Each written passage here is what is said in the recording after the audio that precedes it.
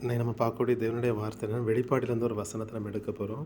வெளிப்பாடு 21வது அதிகாரத்தில் 24வது வசனத்தை நம்ம தியானத்தை எடுக்க போகிறோம். ரட்சிக்கப்படுகிற ஜனங்கள் அதன் வெளிச்சத்திலே நடப்பார்கள். பூமியின் ராஜாக்கள் தங்கள் மகிமையும் கனத்தையும் அதற்குள்ளே கொண்டு வருவார்கள். இந்த வசனத்தை பார்க்கும் பொழுது ரட்சிக்கப்படுகிற ஜனங்கள், அப்போ ரட்சிப்புன்னு தேவன் அடையாளப்படுத்த வைக்கக்கூடியது யாரா?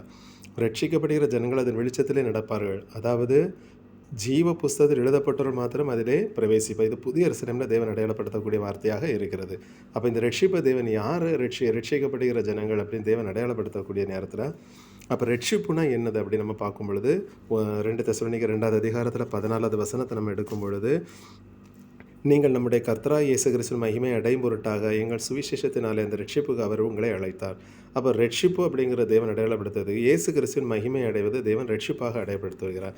ஏன் இந்த ரட்சிப்பு நம்ம அடைய வேண்டியதாக இருக்குது? அப்போ ரட்சிப்புனா குமாரனுடைய சாயல் அடைமுடியாக அடைவது ரட்சிப்பாக தேவன். ஏன் இந்த குமாரனுடைய சாயல் அடைய வேண்டியதாக இருக்குதுன்னா, ஆதியாகமம் 1வது அதிகாரத்தில் 27வது வசனத்தை நம்ம பார்க்கும் பொழுது, தேவன் தம்முடைய சாயலாக மனுஷனை சிருஷ்டித்தார்.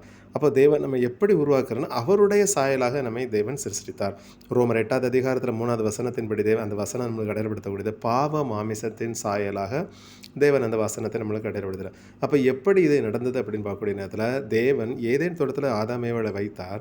அதாவது அவர்களை அங்கே வைக்கும் பொழுது இந்த கனியை நீங்கள் புசிக்கக்கூடாது என்று தேவன் அவர்களுக்கு அடையாளப்படுத்தினார். ஆனால் இந்த சர்ப்பத்தினுடைய வார்த்தை கேட்டு அவங்க அந்த கனியை புசித்தது நிமித்தம் அவர்கள் அதாவது தேவனுடைய சாயலாக சிருஷ்டிக்கப்பட்ட அவர்கள் அந்த தன்மை அவர்கள் இழந்து விட்டார்கள். அவர்களை ரோமர் 8வது அதிகாரம் 3வது வசனத்தின் அடிப்படையில் நம்ம பாவ மாமிசத்தினுடைய சாயலாக தேவன் அடையாளப்பட, இந்த பாவ மாமிசத்தினுடைய சாயலை உடையவர்கள் தேவனுடைய ராஜ்யத்துக்கு, அதாவது ஏதேன் தோட்டத்துக்குள்ள போக முடியாது. அதனால் தேவனை அடையாளப்படுத்தக்கூடிய ஆதியாகமம் 3வது அதிகாரத்தில் கடைசி வசனத்தை சொல்லும் பொழுது, அவர் மனுஷனை துரத்தி விட்டு ஜீவ வருஷத்துக்கு போகும் வழியை காவல் செய்ய ஏதேன் தோட்டத்துக்கு கிழக்கே கேருபீன்களை வீசிக்கொண்டிருக்கிற சுடரொளி பட்டயத்தை வைத்தார். இந்த பாப மாமிசத்தினுடைய சாயலை உடையவர்கள் ஏதேன் தோட்டத்துக்குள் இருக்க முடியாது. காரணம், தேவன் அவர்களுக்குள் ஜீவனை வைத்திருந்தார். அதாவது ஆதியாகமம் 2வது அதிகாரம் 7வது வசனத்தினுடைய அவர்களுக்குள் ஜீவனை வைத்திருந்தார். தேவனுடைய வார்த்தைக்கு கீழ்ப்படியாத நிமித்தம், அந்த பழத்தை புசித்தது நிமித்தம் அவர்களுக்குள் இருந்த ஜீவன் வெளியே போயிட்டு அவர்கள் தங்களை நிர்வாணிகள் என்று அடையாளப்படுத்தி கொண்டார்.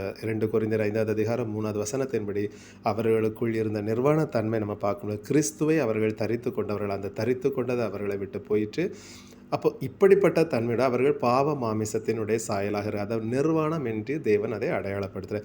இப்படிப்பட்ட தன்மையுடையவர்கள் ஏதேன் தோட்டத்துக்குள் திருப்பி போக முடியாது. அதனால் தேவன் இந்த ரட்சிக்கப்படுகிற ஜனங்கள் இந்த ஏதேன் தோட்டத்துக்குள் போக முடியாது. அந்த வசனம் நம்மளுக்கு அடையாளப்படுத்தக்கூடிய ரட்சிக்கப்படுகிற ஜனங்கள் அதன் வெளிச்சத்தில் அப்போ ரட்சிப்பு அப்படின்னு பார்க்கக்கூடிய நேரத்தில் தேவன் அடையாளப்பட குமாரனுடைய சாயல் அடைவது தான் ரட்சிப்பு.